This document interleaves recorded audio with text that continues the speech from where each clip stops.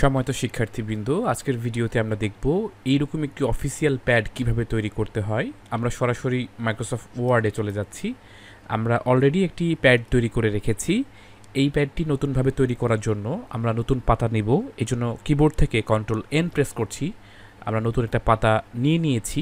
প্রথমে যে কাজটি করব সেটি হলো লেআউট সেটিংস থেকে আমরা পেজ সেটআপ A4 করে দিব এবং মার্জিন থেকে আমরা ন্যারো করে দিব। তাহলে আমাদের পেজ সেটআপটার কাজ শেষ। এরপরে আমরা হেডার তৈরি করার জন্য ওপরের দিকে ডাবল ক্লিক করলে কিন্তু আমাদের হেডারের অংশ চলে আসবে। হেডার তৈরি করার সুবিধা হচ্ছে যে আপনি যদি একবার হেডার তৈরি করে ফেলেন তাহলে যতগুলো পেজ নিচের দিকে আসবে অটোমেটিকলি ওই পেজে হেডারটা যুক্ত হয়ে যাবে। অথবা আপনি বাইরেও ডিজাইন করতে পারেন। এতে করে অসুবিধা হবে কি যে আপনি যদি নতুন পাতা তৈরি করেন নিচের দিকে তাহলে কিন্তু এই হেডারটা, তার মানে আমাদের যে এই হেডারের যে অংশটা সেটা কিন্তু অটোমেটিকলি যাবে না। সেজন্য আমরা এই ডকুমেন্টের মতো আলাদা হেডার তৈরি করে সেই হেডারের মধ্যে ডিজাইনটা করব।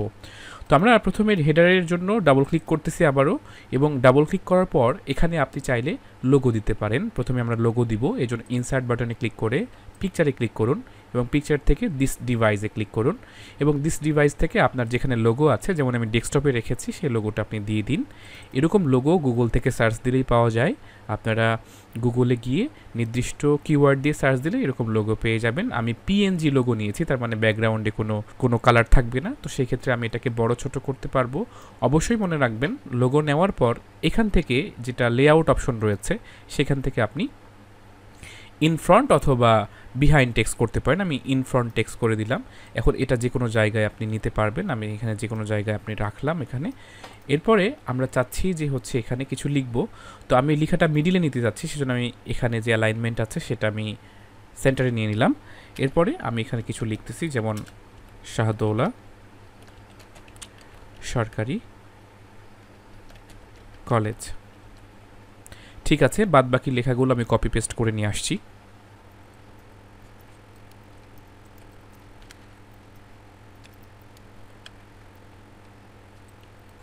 আমরা এখানে একটি লেখা দিতে চাচ্ছি, সেজন্য আমরা ইনসার্টে ক্লিক করব এবং টেক্সট বক্স থেকে আমরা টেক্সট বক্স নিয়ে নেব এবং যে লেখা দিতে চাচ্ছি সেই লেখাটা জাস্ট আমি পেস্ট করে দিব এবং এখান থেকে অবশ্যই আমরা এই যে ইন ফ্রন্ট অফ টেক্সট এটা করে দিব এবং লেখার সাইজ অনুযায়ী বক্সটাকেও আমরা ছোট করে নিব এবং এটা যেখানে প্লেস করার দরকার সেখানে আমরা প্লেস করে দেব।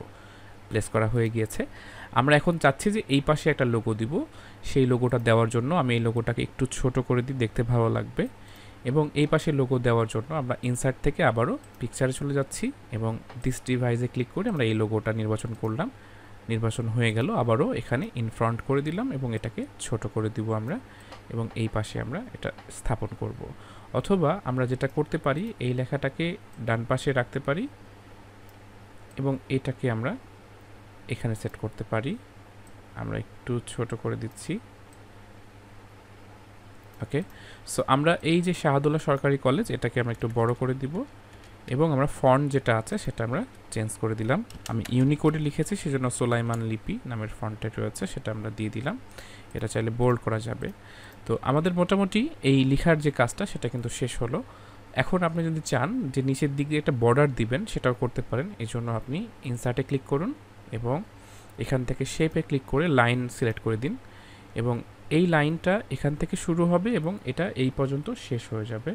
আমি দিয়ে দিলাম এবং শেপ আউটলাইন থেকে আমরা আউটলাইনের যে ওয়েট সেটা আপনি মোটা চিকন করতে পারবেন। আমি একটু মোটা করে দিচ্ছি।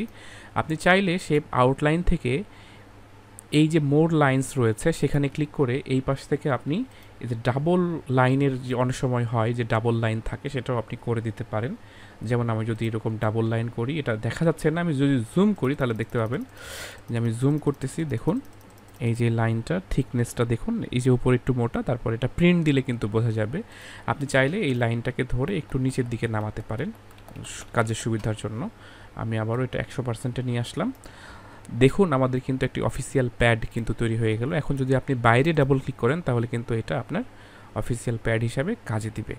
একটু লক্ষ্য করুন যে আপনার অ্যালাইনমেন্ট একটু এলোমেলো আছে। আপনি চাইলে আপনার মতো করে অ্যালাইনমেন্টটা ঠিক ঠিকঠাক করে নিতে পারেন এবং এটা কিন্তু কাজে লাগাতে পারেন। যেমন দেখুন, আমি এখান থেকে যদি কোনো অফিসিয়াল প্যাড লিখি, এটা প্যাড লেখা হয়ে গেল। আমি নতুন যদি পাতা তৈরি করি তাহলে অটোমেটিকলি কিন্তু আরেকটা পাতাতে এরকম ডিজাইন হয়ে যাচ্ছে। এবং আমরা যদি কন্ট্রোল পি করি, দেখুন একদম ক্লিয়ার সুন্দর দেখাচ্ছে। আপনারা এরকম অফিসিয়াল প্যাড কিন্তু যে কোনো কাজে ব্যবহার করতে পারবেন, সেটা স্কুল কলেজ হতে পারে কিংবা যে কোনো অফিসিয়াল কাজ হতে পারে। তো আজকের ভিডিওতে আমরা দেখে নিলাম যে কিভাবে একটি অফিসিয়াল প্যাড তৈরি করতে হয়। আগামী ভিডিওতে নতুন কোনো বিষয় নিয়ে কথা হবে। সে পর্যন্ত ভালো থাকুন, সুস্থ থাকুন এবং অবশ্যই ইকেয়ার একাডেমির সাথেই থাকুন। ধন্যবাদ।